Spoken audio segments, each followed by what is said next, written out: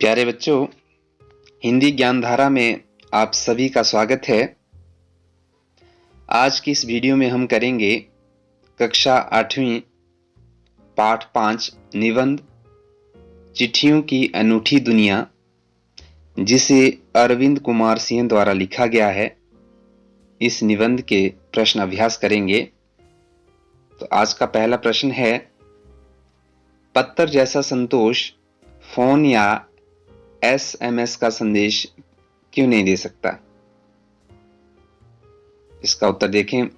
पत्थर जैसा संतोष फोन या एसएमएस का संदेश नहीं दे सकता, क्योंकि फोन एसएमएस द्वारा केवल कामकाजी बातों को संक्षिप्त रूप से व्यक्त कर सकते हैं।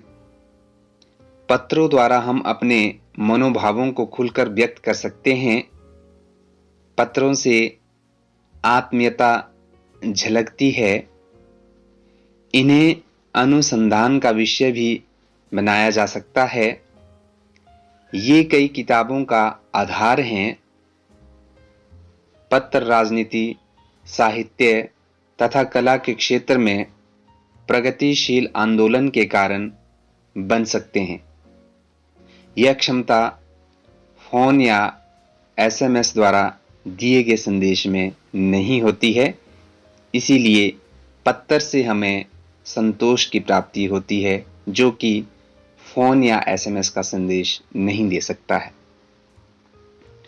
अगला प्रश्न है, पत्र को खत, कागज, उत्तरम, जाबू, लेख, कड़िद, पाती, चिट्ठी इत्यादि कहा जाता है। इन शब्दों से संबंधित भाषाओं के नाम बताइए। जो ये शब्द दिए गए हैं, ये कौन कौन सी भाषा के शब्द हैं? पत्र सबसे पहले जो खत कहा जाता है उर्दू भाषा में, कागज कन्नड़ में, उत्तरम तेलुगु, जाबू तेलुगु, लेख तेलुगु, कड़िद तमिल, पाती और चिट्ठी हिंदी भाषा में कहा जाता है। और पत्र जो शब्द है वो संस्कृत भाषा का शब्द है। अगला प्रश्न है, पत्र लेखन की कला के विकास के लिए क्या क्या प्रयास हुए, लिखिए। पत्र लेखन की कला को विकसित करने के लिए दुनिया के सभी देशों द्वारा पाठ्यक्रमों में पत्र लेखन का विषय शामिल किया गया। विश्व डाक संघ की ओर से 16 वर्ष से कम आयु वर्ग के बच्चों के लिए पत्र लेखन प्रतियोगिताएं आयोजित करने का कार्यक्रम सन 1972 से शुरू किया गया, जिससे पत्र लेखन की कला में विकास हुआ और इसके साथ साथ और भी कई अन्य कार्य पत्र लेखन की विकास हेतु किए गए। अगला प्रश्न देखें, प्रश्न नंबर 4। प्रश्न नंबर 4 है, पत्र धरोहर हो सकते हैं लेकिन एसएमएस क्यों नहीं? तर्क सहित अपना विचार लिखिए।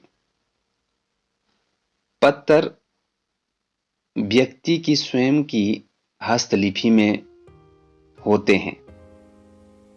क्या होता है कि जो पत्र व्यक्ति की स्वयं की हस्तलिपि में होते हैं, जो कि प्रियजन को अधिक संवेदित करते हैं। हम जितने चाहे उतने पत्रों को धरोहर के रूप में समेट कर रख सकते हैं, जबकि एसएमएस को मोबाइल में सहेज कर रखने की क्षमता ज्यादा समय तक नहीं होती है। एसएमएस को जल्द ही भुला दिया जाता है। पत्र देश, काल, समाज को जानने का साधन रहा है। दुनिया के तमाम संग्रहालयों में जानी मानी हस्तियों के पत्रों का अनूठा संकलन भी है। ये तो आप भी देखते होंगे कि जब हमारे फोन में एसएमएस बहुत ज्यादा भर जाते हैं तो हम उन्हें क्या कर देते हैं, डिलीट कर देते हैं या फॉर्मेट कर लेते हैं। लेकिन जो पत्र है उनको हम हमेशा एक धरोहर के रूप में हमेशा समेट कर रखते हैं। यही कारण है कि एसएमएस हमारे पास ज्यादा समय तक नहीं रह पाते हैं। अगला प्रश्न देखें, प्रश्न नंबर 5। क्या चिट्ठियों की जगह कवि फैक्स, ईमेल, टेलीफोन तथा मोबाइल ले सकते हैं? इसका उत्तर देखें, पत्रों का चलन ना कभी कम हुआ था, ना कभी कम होगा। चिट्ठियों की जगह कोई नहीं ले सकता है। पत्र लेखन एक साहित्यिक कला है, परंतु फैक्स, ईमेल, टेलीफोन तथा मोबाइल जैसी तकनीकी माध्यम केवल कामकाज के क्षेत्र में महत्वपूर्ण है। आज ये आवश्यकताओं में आते हैं, फिर भी ये पत्र का स्थान नहीं ले सकते हैं, क्योंकि जो पत्र का स्थान है वो एक अपना ही अलग स्थान है और हमेशा रहने वाला है। ये तो थे प्रश्न अभ्यास चिट्ठियों की अनूठी दुनिया निबंध के। फिर मिलेंगे हिंदी ज्ञान धारा की अगली वीडियो के साथ। धन्यवाद।